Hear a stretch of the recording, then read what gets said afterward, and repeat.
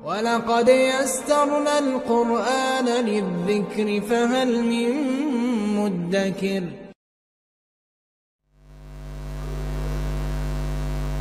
إنما المؤمنون إخوة فأصلحوا بين أخويكم واتقوا الله لعلكم ترحمون. وقال النبي صلى الله عليه وسلم المسلم أخو المسلم. وقال النبي صلى الله عليه وسلم المسلم من سلم المسلمون من لسانه ويده والمؤمن من أمنه الناس على دمائهم وأموالهم.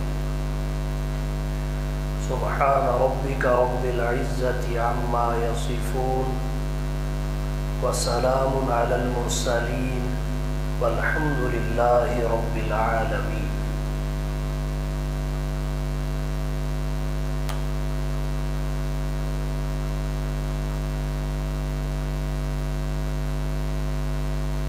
انتہائی واجب الاحترام معزز سامعین کرام،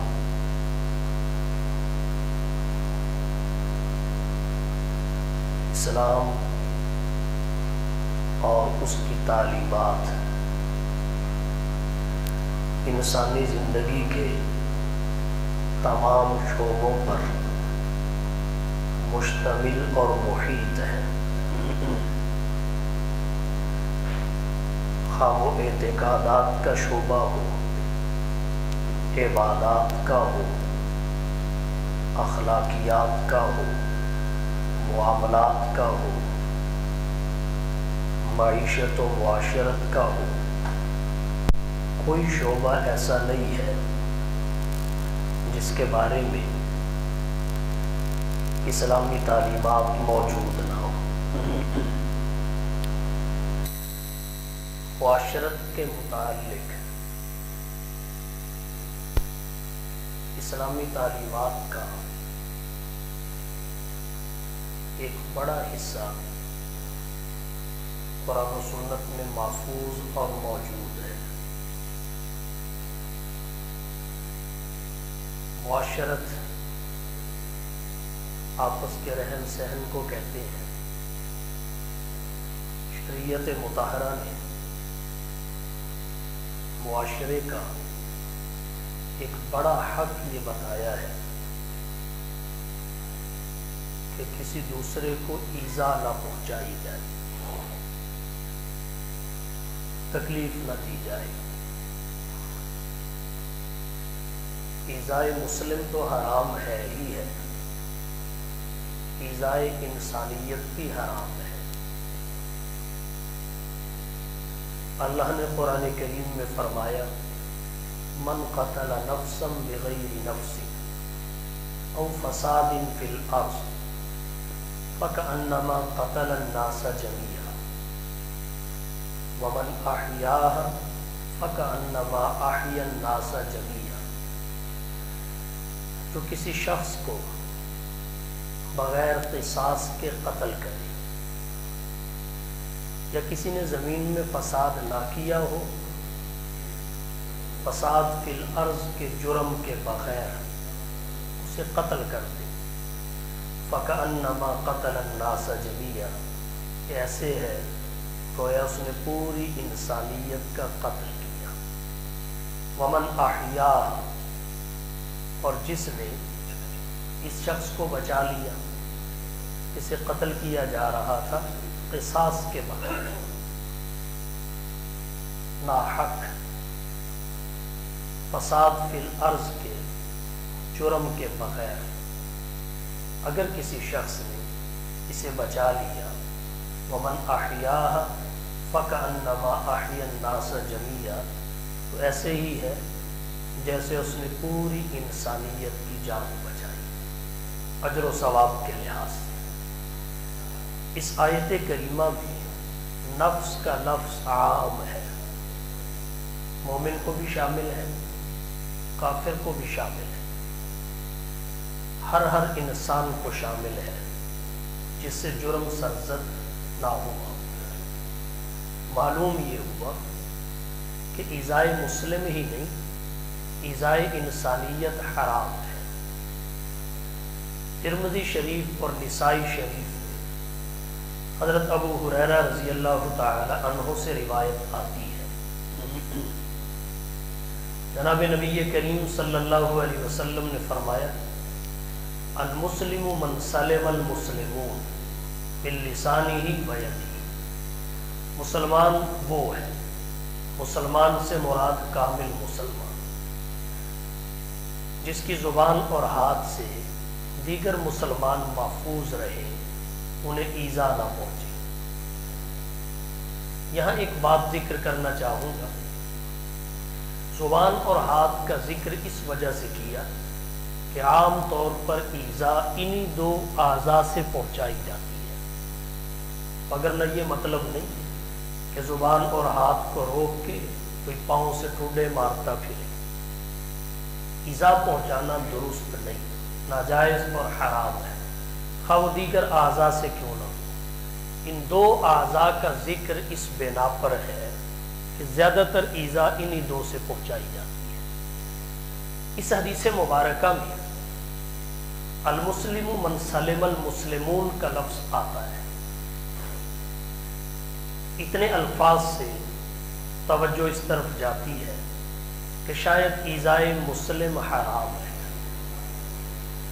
جبکہ ایذا کا حرام ہونا مسلمان تک محدود نہیں ہے، بلکہ جس طرح مسلمان کو ایذا پہنچانا حرام ہے، کافر کو بھی حرام ہے۔ ایک دوسری حدیث میں المسلم من سلم الناس کے الفاظ آتے ہیں، اور اس حدیث کا اگلا حصہ بھی اس بات کی وضاحت کرتا ہے۔ جناب نبی کریم صلی اللہ علیہ وسلم نے فرمایا، والمؤمن من امنہ الناس علی دمائہم و اموالہم۔ کامل مومن وہ ہے جس سے لوگ اپنی جانوں، خونوں اور مالوں کے بارے میں امن اور اطمینان میں ہو۔ بہرحال قرآن و سنت سے یہ مسئلہ واضح ہے، ایذائے انسانیت حرام ہے، جہاں تک ہو سکے اس سے بچنا چاہیے۔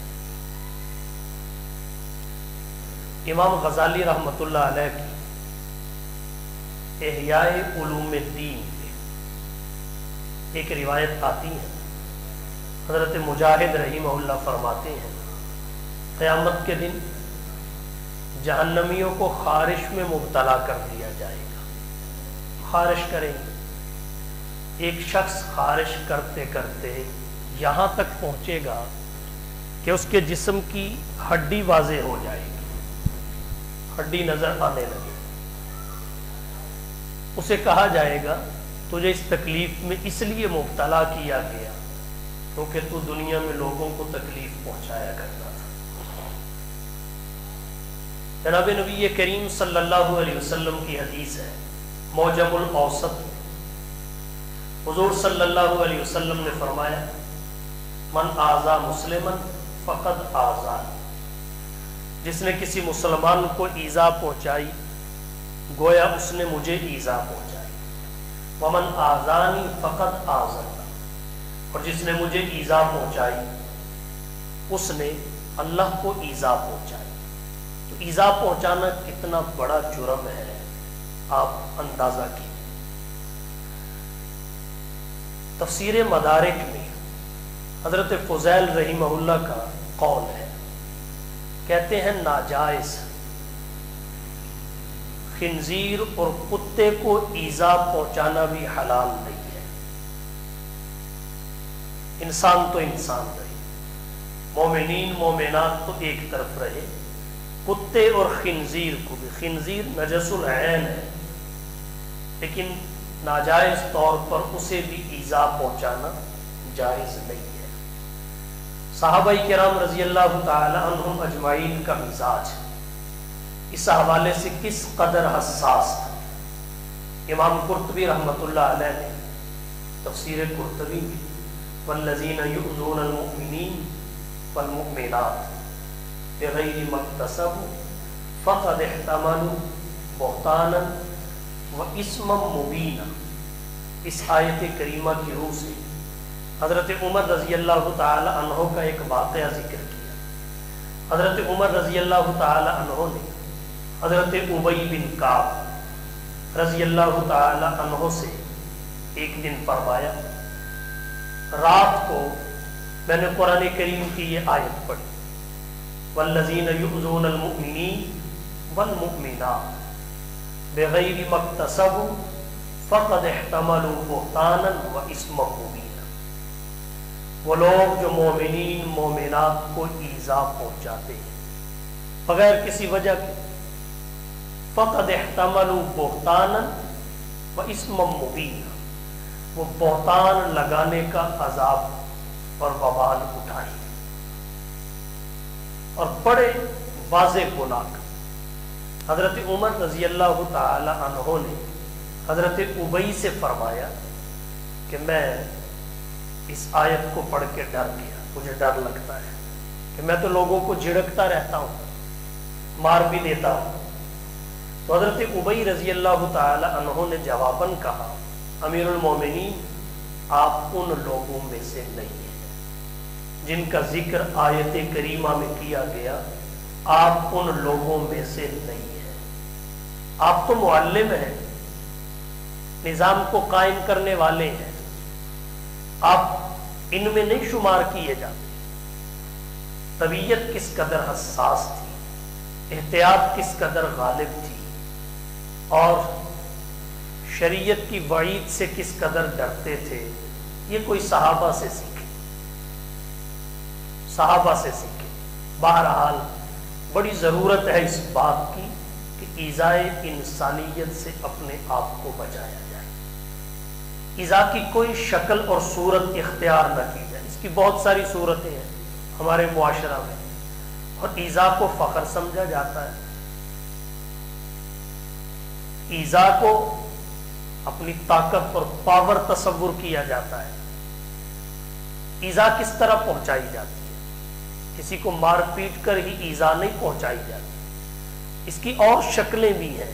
مثلا کسی کی شادی ہو،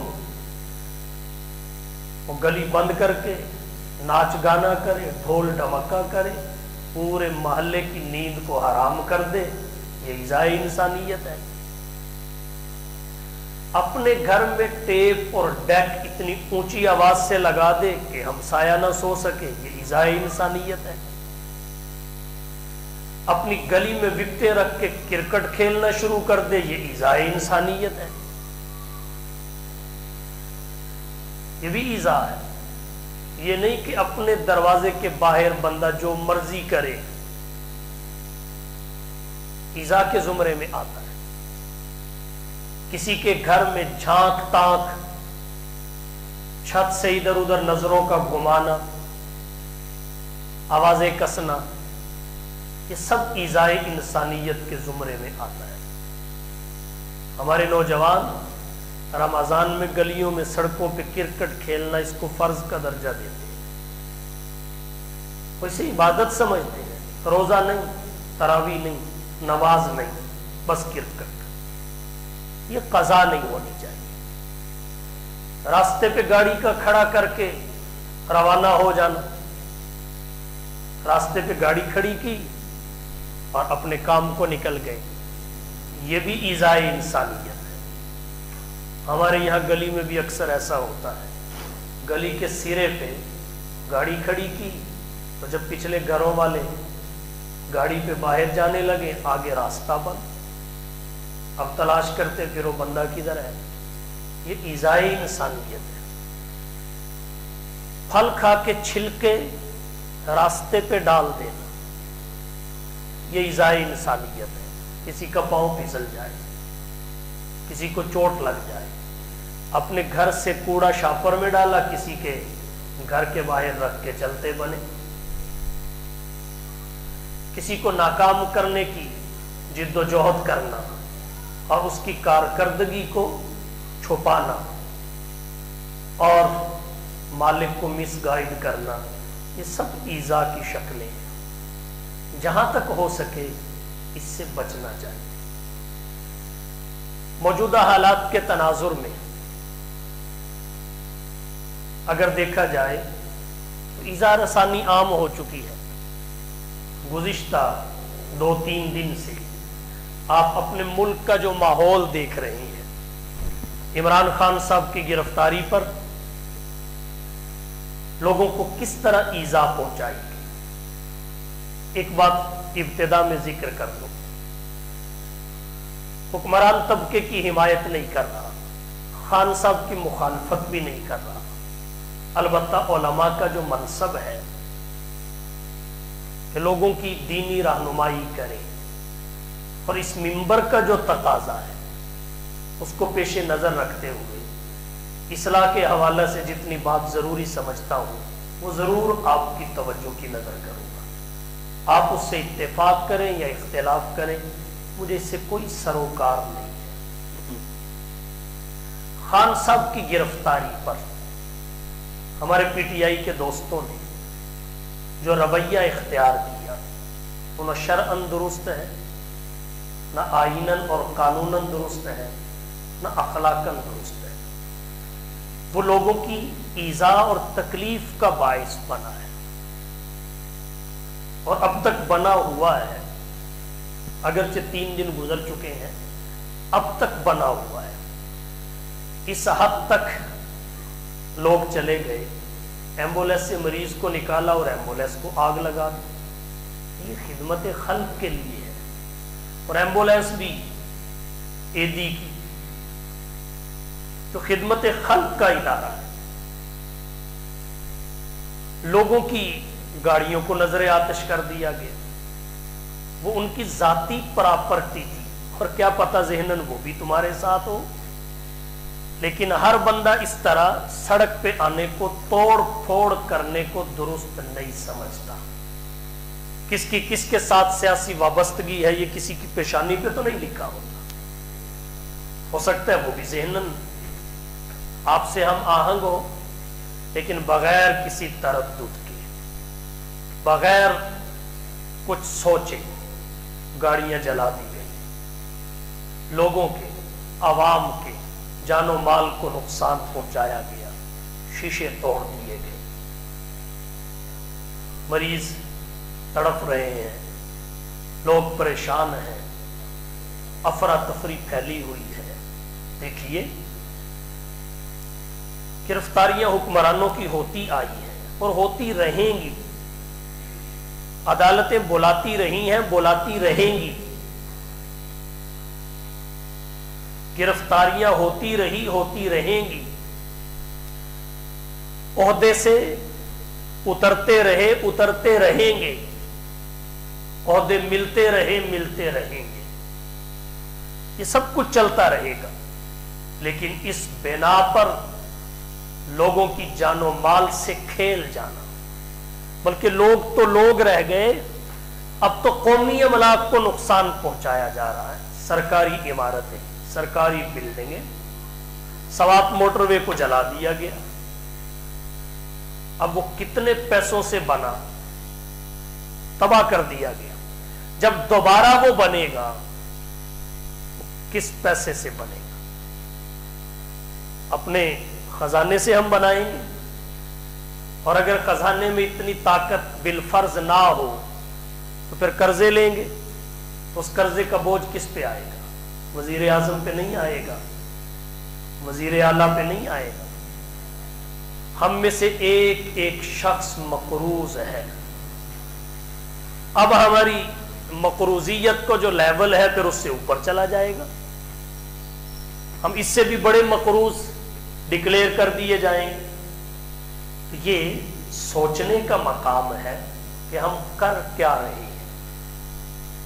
بیت المال کا جو پیسہ ہوتا ہے، قومی خزانہ جو ہوتا ہے، وہ حکمرانوں کا نہیں ہوتا۔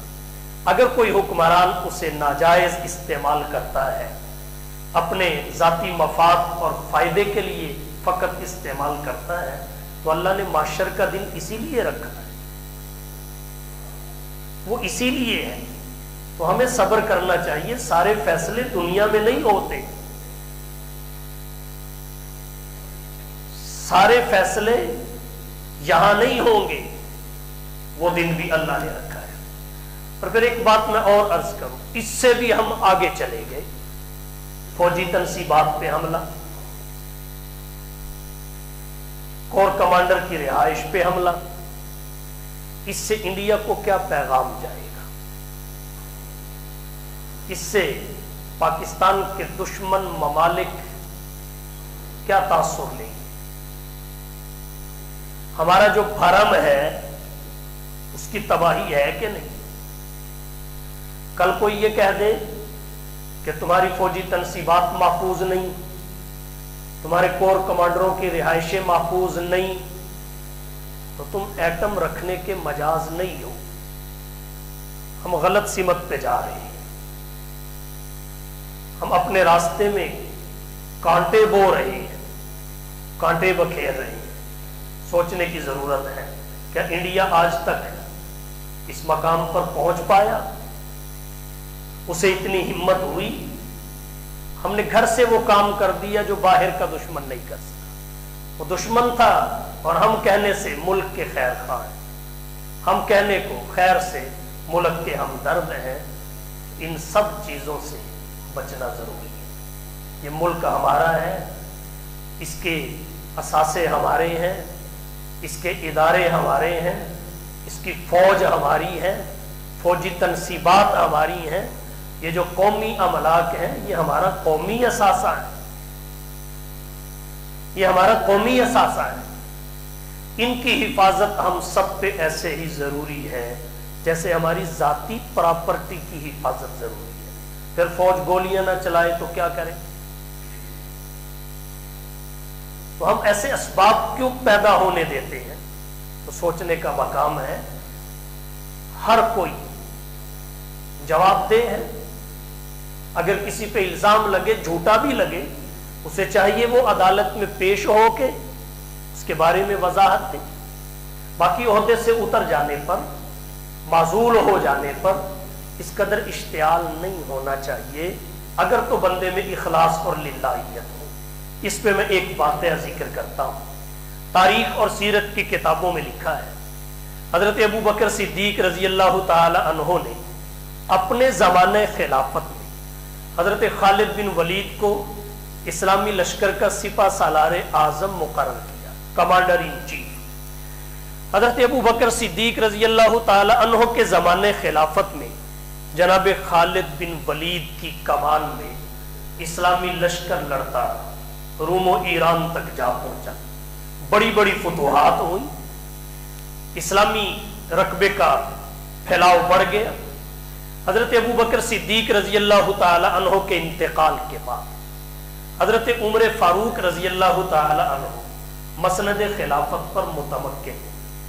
حضرت عمر رضی اللہ تعالی عنہ نے بعض ضروری وجوہات کی بنا پر مناسب سمجھا کہ حضرت خالد بن ولید کو معزول کر کے حضرت ابو عبیدہ بن جراح کو کمانڈر ان چیف لگایا جائے. چنانچہ انہوں نے دمشق میں لڑائی ہو رہی تھی، ملک شام میں صحابہ کرام اور لشکر اسلام برسر پیکار تھا. حضرت عمر بن خطاب نے ایک خط لکھا حضرت ابو عبیدہ بن جراح رضی اللہ تعالی عنہ. جب وہ خط حضرت ابو عبیدہ کے پاس پہنچا اس میں دو باتیں لکھی ہوئی. ایک تو یہ کہ میں حضرت خالد بن ولید کو سپہ سالار اعظم کے منصب سے معزول کرتا ہوں. دوسری بات یہ لکھی ہوئی تھی کہ ان کی جگہ پر آپ کو کمانڈر ان چیف اور سپہ سالار اعظم مقرر کرتا ہوں. حضرت ابو عبیدہ بن جراح رضی اللہ تعالی عنہ نے جب امیر المومنین حضرت عمر بن خطاب رضی اللہ تعالی عنہ کا یہ خط پڑھا تو انہیں بڑا دکھ ہوا، تکلیف ہوئی. وہ عہدے اور منصب کے حریص نہیں تھے، وہ عہدے اور منصب کے حریص نہیں تھے. ہمارے یہاں تو مانگ کر عہدے اور منصب لیے جاتے ہیں، خریدے جاتے ہیں، جبکہ اس صورت میں صاحب منصب سے اللہ کی مدد چھین لی جاتی ہے۔ یہ مشکاہ شریف کی احادیث کا مفہوم ہے۔ اور ہمارے بزرگ اکابر، ان کے پاس اگر کوئی جیت کے آیا انہوں نے اس کو بھی مبارکباد دی، ہار کے آیا اس کو بھی مبارکباد دی۔ دونوں آگے ایک بزرگ کے پاس، ایک الیکشن جیت کر آیا، دوسرا الیکشن ہار کر آیا۔ انہوں نے جیتنے والے کو بھی مبارکباد دی، ہارنے والے کو بھی مبارکباد دی۔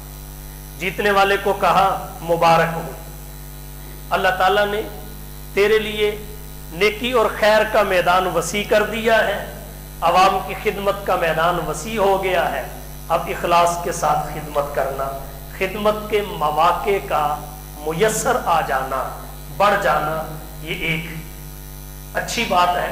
اگر بندہ اس کے تقاضے پورے کرے اس پر اسے مبارکباد، جو ہار کر آیا اسے کہا تجھے بھی مبارک ہو، اس بات پر کہ اللہ نے ایک بڑی ذمہ داری سے تجھے بچا لیا ہے۔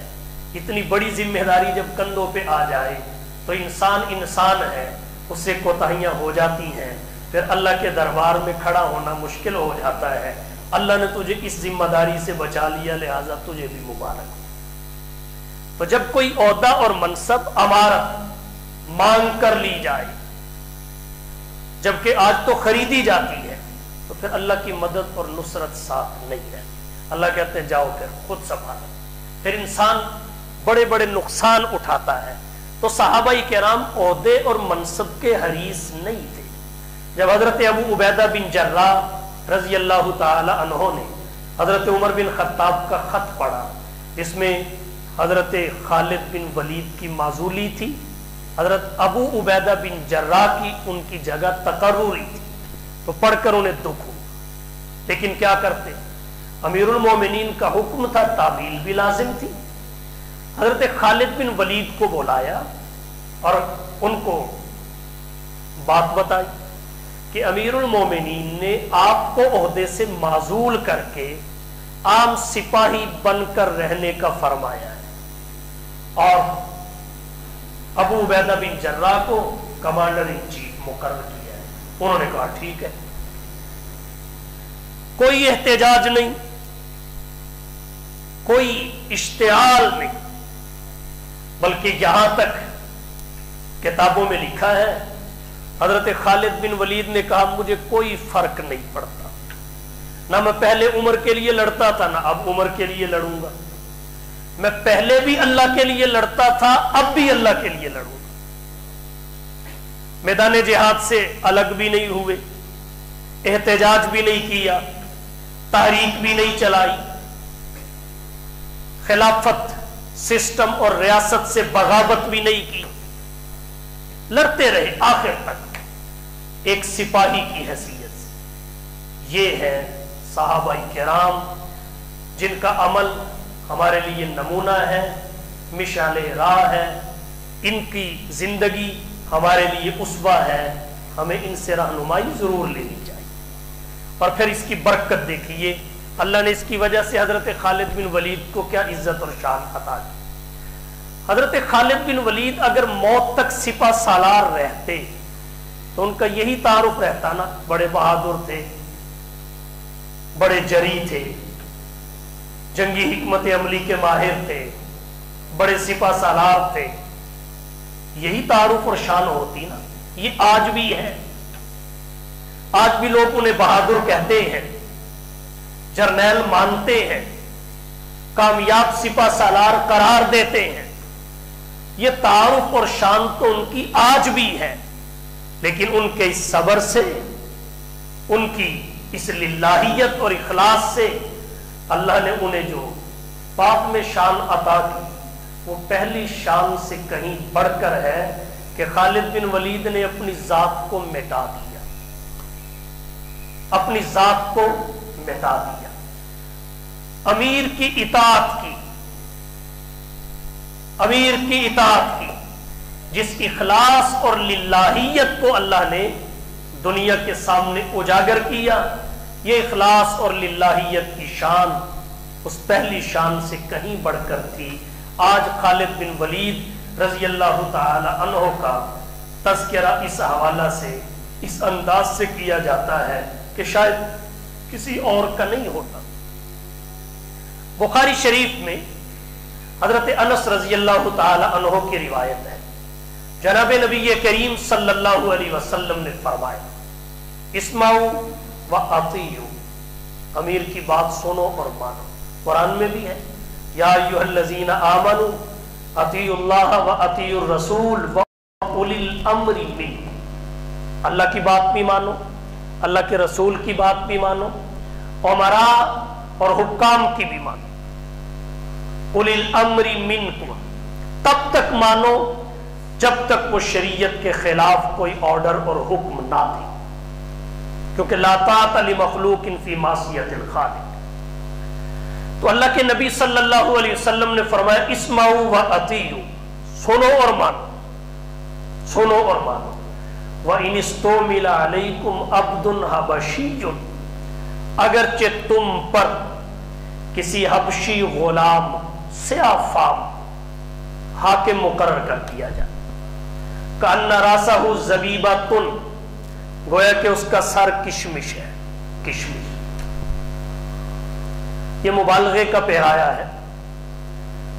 حکمران کے لیے بھی یہی اور اس کے گورنر کے لیے بھی اہل علم نے لکھا ہے یہی حکم ہے کہ اگر وہ سیاہ فام بھی ہو، نسب کا کم بھی ہو، کم نسب والا، ہلکے نسب والا ہو، تب بھی اس کی بات سنو اور مانو، اس سے امن برقرار رہے گا، افراتفری نہیں پھیلے گی، حالات خراب نہیں ہوں گے، اور جن معاملات میں ان کی اطاعت واجب ہے اگر ان میں نافرمانی کی جائے پھر تو انارکی پھیلے گی۔ تو اللہ کے نبی صلی اللہ علیہ وسلم کا یہ فرمان اسمعوا و اطیعوا وَإِنِ اسْتُعْمِلَ عَلَيْكُمْ عَبْدٌ حَبَشِيٌّ كَأَنَّ رَأْسَهُ زَبِيبَةٌ، اس کا ایک مطلب اہل علم نے یہ بھی لکھا ہے اگر کوئی اقتدار پر قبضہ کر لے اور وہ حبشی غلام ہو، یہ اس زمانے کی بات ہے جب عرب تھے، قرآن کریم کے اولین مخاطب بھی وہی تھے اور نبی کے فرامین کے خطابات کے مخاطب بھی وہی تھے۔ ان کا اس وقت پایا کیا تھا، ان کو سامنے رکھ کے کہا گیا کہ تم جو ہو سو ہو، سردار ہو، قریشی ہو، حسب نسب والے ہو، لیکن تم بھی یہ بات ذہن میں رکھ لو اگر کوئی حبشی غلام بھی بالفرض اقتدار پر قبضہ کر لے، غلبہ تم پر پا لے، تو جب تک خلاف شرع کوئی حکم نہ دے سنو اور مانو، تاکہ امن دنیا کا برقرار رہے۔ امن کی کیا وقت ہے، یہ ان ممالک سے پوچھئے جو بد امنی کا شکار ہو گئے۔ اگر ملک میں امن ہے تو معیشت ترقی کرے گی، ملک میں امن ہے تو لوگ قوم کی شکل اختیار کریں گے، ملک میں امن ہے تو ادارے ترقی کریں گے، بدامنی ہے تو معیشت بھی تباہ ہوگی، تربیت بھی تباہ ہوگی، اخلاق بھی تباہ ہوگی۔ تو یہ اللہ کے نبی کا فرمان ہے، اس سے بھی اگر کوئی کرنا چاہے تو اپنا قبلہ درست کر سکتا ہے۔ عرض میں نے یہ کیا کہ اگر کسی کی گرفتاری پر سابقہ حکمران کی گرفتاری پر ہمارا یہ حال ہوگا تو بھئی یہ سلسلہ تو چلتا رہے گا۔ حضور کے بعد کون صادق و امین ہے؟ آج کے دور کا کون سا حکمران صادق و امین ہے؟ کمی کوتاہی ہر کسی میں ہے، عدالت، آئین اور قانون کے سامنے ہر کوئی جواب دہ بھی ہے، تو اتنا محسوس کرنے والی بات نہیں ہے۔ امن سے رہیں، اطمینان سے رہیں، مل جل کے رہیں، افراتفری نہ پھیلائیں، لوگوں کے جان مال عزت و آبرو کو خطرے میں نہ ڈالیں، اپنے قومی اور ملکی املاک کو نقصان نہ پہنچائیں، افواج پاکستان کی تنصیبات پہ حملہ نہ کریں، کور کمانڈروں کی رہائشوں پہ حملہ نہ کریں، اس سے دشمن کو اچھا پیغام نہیں جائے گا۔ ہم اس سے کیا ثابت کر رہے ہیں کہ ہم پاکستانی ہیں یا انڈین ہیں؟ تو ہمیں یہ زیب نہیں دیتا، ہمیں اپنے اداروں سے محبت کرنی چاہیے، ہمیں اپنے ملک سے محبت کرنی چاہیے. ہمارے اوپر یہ لازم ہے کہ ہم قومی املاک کی اس طرح حفاظت کریں جس طرح اپنے ذاتی مکان کی حفاظت کرتے ہیں, ذاتی پراپرٹی کی حفاظت کرتے ہیں. رہا احتجاج, وہ ہر کسی کا آئینی اور قانونی حق ہے. آپ آئین اور قانون کے دائرے میں رہتے ہوئے احتجاج ریکارڈ کروائیں. نہ پولیس کچھ کہتی ہے, نہ فوج کچھ کہتی ہے, نہ ادارے کچھ کہتے ہیں. یہ نہیں کہ ہم مذہبی لوگوں کو, مذہبی طبقات کو, مذہبی جماعتوں کو, حکمرانوں سے گلے شکوے نہیں, شکایتیں نہیں, ہمیں بھی رہتے ہیں. لیکن آج تک کسی مذہبی جماعت نے یہ طریقہ اختیار نہیں کیا تو ہماری بعض سیاسی جماعتیں اختیار کر رہی. بہت سارے مواقع پر یہ خطرات بھی پیدا ہو گئے کہ ناموس رسالت کا قانون, ختم نبوت کا قانون چھیڑا جا رہا ہے. اس وقت بھی کتنا بڑا خطرہ تھا. اس وقت بھی دینی طبقوں, دینی جماعتوں نے ایک پودا, اس کی ایک پتی اور ٹہنی تک بھی نہیں توڑی, طریقے سے اپنا احتجاج ریکارڈ کروایا. اور کتنی عجیب بات ہے, آج تک ہماری سیاسی جماعتیں, آج تک سیکولر اور لبرل مذہبی طبقات پر انتہا پسندی کا الزام لگاتے آئے, انہیں شدت پسند کہتے رہے, ان کے بارے میں یہ پروپیگنڈا کرتے رہے کہ یہ عدم برداشت کا شکار ہے, ان میں بڑی فرقہ واریت ہے. ہم نے اپنے رویے سے ان سب الزامات کو غلط ثابت کیا. ہم نے اپنے عمل سے ان کی تردید کی. اپنے عمل سے آج تک کوئی مذہبی طبقہ کسی دوسری مذہبی قوت اور مذہبی طبقے کے مقابلے میں یہاں تک نہیں آیا جہاں تک ایک سیاسی جماعت دوسری سیاسی جماعت کے مقابلے میں جا پہنچی ہے. اب بتائیے, سیاسی فرقہ واریت کا نقصان اس ملک کو زیادہ ہوا یا مذہبی کا؟ جہاں تک انڈیا نہیں پہنچ سکا وہاں تک ہماری سیاسی جماعت پہنچ گئی. جہاں انڈیا وار نہیں کر سکا, نہ کر سکے گا, وہاں تک ہمارے اس ملک کے نوجوان پہنچا دیے گئے. یہ سوچ کا مقام ہے. کسی سیاسی جماعت کی نہ مخالفت ہے نہ کسی کی حمایت ہے. یہ اس منبر کا تقاضا ہے کہ ہم آپ کو برداشت کا درس دیں, ہم آپ کو اس ملک سے, وطن سے, اس ملک کے اداروں سے محبت سکھائیں. خدا را سوچئے کہ ہم کہاں جا رہے ہیں, پھر ہماری مذہبی حمیت کس حد تک تباہ اور برباد ہوگی. مذہبی حمیت کس حد تک؟ اگر کوئی کسی لیڈر کے والدین کو حضور کے والدین کے بعد سب سے خوش نصیب کہہ رہا ہے, بیٹھے ہیں سارے وہاں عہدیدار, مجال ہے کسی کی زبان کھلی ہو کہ حضرت اسماعیل کے والد ابراہیم نبی ہیں, حضرت اسماعیل کی والدہ ہاجرہ ہیں, مجال ہے کسی کی زبان کھلی ہو کہ حضرت سلیمان کے والد حضرت داؤد ہیں, مجال ہے کسی کی زبان کھلی ہو. تو سیاسی وابستگی اتنی شدید نہیں ہونی چاہیے کہ آدمی حق گوئی, قوت فیصلہ, سب چیزوں کو خیر بات کہہ دے. اور اگر کوئی بھرے روڈ پر اپنے سینے سے کپڑا اتار کر ڈانس کرے تو ہم اسے بھی پی جائیں, برداشت کر جائیں. اگر کوئی کسی سیاسی لیڈر کو اللہ کے نبی کے مشابہ قرار دے, نبی جیسا کہے, تو اس پہ بھی تردید کے لیے کبھی زبان نہ کھلے. ایسی سیاسی وابستگی نہیں ہونی چاہیے. آج تک کسی اور نے اگر یہ کیا ہے تو حقائق سمجھیے. میں یہ نہیں کہتا آپ فلانے کے ساتھ جڑیں, فلانے سے نہ جڑیں. اتنا ضرور کہتا ہوں دین سے, ملک سے, اخلاق سے, تہذیب سے ضرور جڑیں اور ان کا دامن کبھی نہ چھوڑیں. باقی آپ کے اپنے فیصلے ہیں. غلط کو غلط کہنا, صحیح کو صحیح کہنا, غلط کو غلط سمجھنا، صحیح کو صحیح سمجھنا، اتنی انسان کے ضمیر میں قوت اور پاور ضرور ہونی چاہیے، قوت فیصلہ اتنی ضرور ہونی چاہیے۔ یاد رکھیے، نہ ہمارا ملک بدلے گا، نہ ہمارا دین بدلے گا انشاءاللہ العزیز۔ سیاسی جماعتیں بدلتی جا رہی ہیں، آج بھی کسی بھی حکمران جماعت کے ایک پرانے وزیر کو آپ اٹھا کے دیکھ لیں کہ اس نے کتنے گھاٹ سے پانی پیا ہے، اس نے کتنی جماعتیں تبدیل کی ہیں، لیکن نہ مذہب بدلے گا انشاءاللہ العزیز، نہ ملک بدلے گا۔ اور میں سیاستدانوں کے بارے میں تو نہیں کہتا، اپنے مذہبی طبقے کے بارے میں ضرور کہتا ہوں، نہ اللہ کے فضل سے مذہب بدلے گا، نہ ہمارا ملک بدلے گا۔ ہم نے باہر کوئی بزنس نہیں کیے، کاروبار اور بنگلے نہیں بنائے، ہمارا مرنا جینا اس ملک کے ساتھ ہے، اس ملک کی مٹی سے پیدا ہوئے، اسی ملک کی مٹی میں دفن ہوں گے۔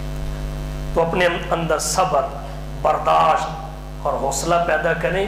یہ جو کاروائی چل رہی ہے 2-3 دن سے، یہ ہم میں سے کسی کے بھی حق میں نہیں، ہمارے ملک کے حق میں نہیں، نہ ذاتی مفاد میں ہے، نہ قومی اور ملکی مفاد میں ہے۔ احتجاج ضرور کریں، یہ آئینی اور قانونی حق ہے، لیکن کسی بھی حکمران کو عدالت کے سامنے جواب دہ ہونے سے مستثنا بھی نہ سمجھیں، اور اس پہ پریشان ہونے والی بھی کوئی بات نہیں۔ حضرت عمر بن خطاب رضی اللہ تعالی عنہ سے بڑے مجمع نے کسی مجمع میں کسی نے سوال کر لیا تھا، انہوں نے کہا بات سنو اور مانو۔ ایک بندہ کھڑا ہو کے کہنے لگا نہیں سنیں گے، نہیں مانیں گے جب تک آپ اس بات کی وضاحت نہ کر دیں کہ کپڑے آئے تھے، سب کو آپ نے ایک ایک کپڑا دیا ہے، آپ کے جسم پہ جوڑا کہاں سے آیا ہے، آپ کے جسم پہ جوڑا کہاں سے آیا ہے، وضاحت دیں۔ تو حضرت عمر بن خطاب رضی اللہ تعالیٰ عنہ نے اپنے بیٹے حضرت عبداللہ بن عمر کو کھڑا کیا تھا، اور انہوں نے کہا تھا میں تمہیں قسم دیتا ہوں ان کو بات بتاؤ ساری، یہ جوڑا کہاں سے آیا۔ تو بیٹے نے بتایا ایک ابا جان کا ہے، ایک میرا ہے، میں نے اپنے والد کو دے دیا۔ اب سوال کرنے والے نے جو سمجھا اور سمجھ کر جو سوال کیا، معاملہ ویسے تھا ہرگز نہیں، لیکن اس نے سوال کیا اور حضرت عمر نے حوصلے سے اس کا جواب دیا۔ کہاں حضرت عمر، کہاں کوئی بات کا حکمران، اور پھر اس سے رنجش بھی کوئی نہیں رکھی، رنجش بھی کوئی نہیں رکھی۔ اگر حضرت عمر جواب دہ ہو سکتے ہیں تو ریاست مدینہ کا ماحول تو یہ ہوتا ہے کہ عمر بھی جواب دہ ہے، پھر کوئی حکمران جواب دہ کیوں نہیں ہے؟ بات تو صرف سوال جواب کی ہے، بات تو اتنی سی ہے۔ تو اس لیے یہ گرفتاریاں حکمرانوں کی ہوتی رہیں گی، یہ آتے رہیں گے، جاتے رہیں گے۔ اگر آج پی ٹی آئی والوں نے یہ کیا تو کل نون لیگ والے یہ کریں گے، پرسوں پی پی والے یہ کریں گے، اور اس سے اگلے دن جمعیت علماء اسلام والے یہ کریں گے۔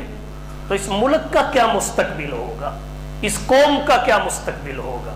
اس لیے ہمیں یہ رویہ کسی صورت درست، ٹھیک ہے جس سے مرضی آپ سیاسی وابستگی رکھیں، لیکن اخلاق کے ساتھ، تہذیب کے ساتھ، صبر کے ساتھ، حوصلے کے ساتھ، برداشت کے ساتھ، غلط کو غلط، صحیح کو صحیح، کہے نہ کہے سمجھ تو لیں، اتنی حمیت تو انسان میں ہونی چاہیے۔ اللہ تعالی ہمارے ملک کے حالات درست فرمائے، ہماری قوم کے احوال درست فرمائے۔